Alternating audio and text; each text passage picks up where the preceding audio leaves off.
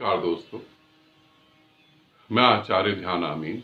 और यहाँ एक प्रश्न पूछा है एक साधक ने।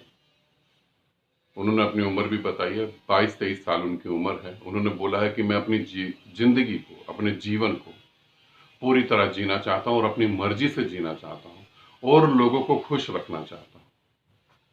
मैं अपने परिवार को, अपने समाज को खुश रखना चाहता हूँ और अपने जीवन को अपनी मर्जी से जीना चाहता हूँ। ये दो विपरीत बातें हैं, इसे समझ लेना। ये दो विपरीत, बिल्कुल एकदम अपोजिट है। अगर तुम्हें अपने जीवन को अपनी मर्जी से जीना है तो तुम किसी को खुश नहीं रख सकोगे। और यहां पर तो आदमी गुलाम पैदा होता है और गुलाम मर जाता है। अपनी मर्जी से तो वो जी नहीं पाता। ये ध्यान रखना। तुम्हारे पास दो ऑप्शन हैं। लोगों को खुश करो तो अपने को मारो, और अपने को अगर खुश करो तो लोगों को मारो। जो लोगों को खुश करने के लिए जाता है, जो लोगों को, समाज को खुश करने के लिए जाता है, एक आदमी तो मरने के बाद हम उसे कब्र में दफन कर देते हैं। एक आदमी को मरने के बाद हम उसे लकड़ियों पे रख कर चिता में जला देते हैं। मगर जो लोगों को खुश करने के लिए जाता है वो अपने अंदर ही कब्र खोद के उसमें उतर जाता है, वो अपने को ही मार लेता है। जो लोगों को खुश करने के लिए जाता है वो अपनी इच्छाएं, अपनी वासनाएं, अपने जीने के तरीके, उन सबको चिता पर रख के जला देता है। तुम कहते हो कि मैं लोगों को खुश कर दूं और अपने जीवन को भी जी लूं, तो ये तो संभव नहीं है। तुम यदि अपने जीवन को जीना चाहोगे तो समाज विरोध करेगा ही करेगा। और यहां पर तो ये दो चीजें कभी मिलती नहीं। यहां पर तुम्हारे साधु संत भी दोहरी जिंदगी जीते हैं। ध्यान से सुनना, यहां तुम्हारे साधु संत भी दोहरी जिंदगी जीते हैं। तभी तो बलात्कार के केस में पकड़े जाते हैं वो, तभी तो वो इन सब चीजों में फंस जाते हैं, क्योंकि तुम्हारे पास कुछ मान्यताएं हैं। संत वो है जो वासनाओं से मुक्त है। संत वो है जिसे क्रोध नहीं आता। संत वो है जिसे काम वासना उठे और वो भोगना चाहे तो वो ना भोग पाए। संत का मतलब कुछ और है। अब इसी इच्छाओं को, इसी तुम्हारे सपनों को पूरा करके दिखाता है एक आदमी कि हाँ मैं संत हूं, मेरे अंदर कोई वासना नहीं, मेरे अंदर कोई इच्छा नहीं।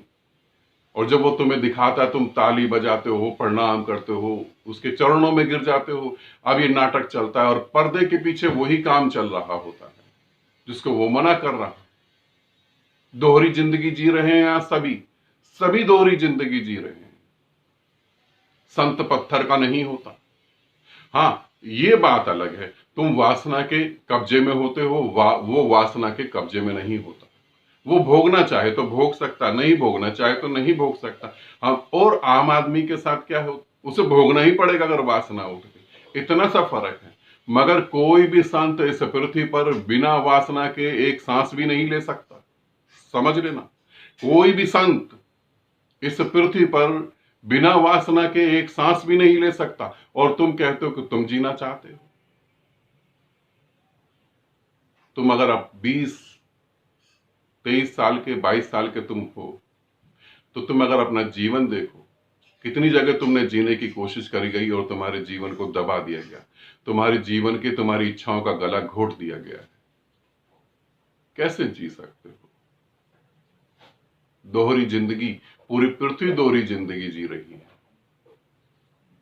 एक मैंने कहानी पढ़ी थी बड़ी प्यारी।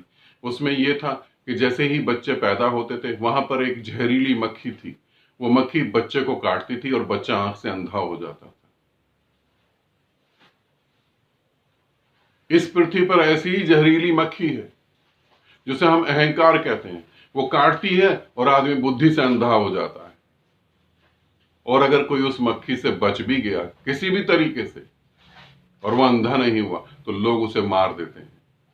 तो फिर तुम कहां अपनी जिंदगी जी पाओ? सोचो थोड़ा सा। जो अपनी जिंदगी जीता है, अपनी इच्छाओं को जीता है, अपने होश के साथ अपने जीवन को जीता है, वो परमात्मा के साथ एक हो जाता है। मगर बड़ा जटिल है। कृष्ण जीते जागते एग्जाम्पल हैं इस बात के। कृष्ण कैद में पैदा हुए, जेल में पैदा हुए और फिर जेल से मुक्त हो गए, क्योंकि वो भीतर अपने को साध चुके थे। बाकी तो जेल में पैदा होते और जेल में ही मर जाते हैं।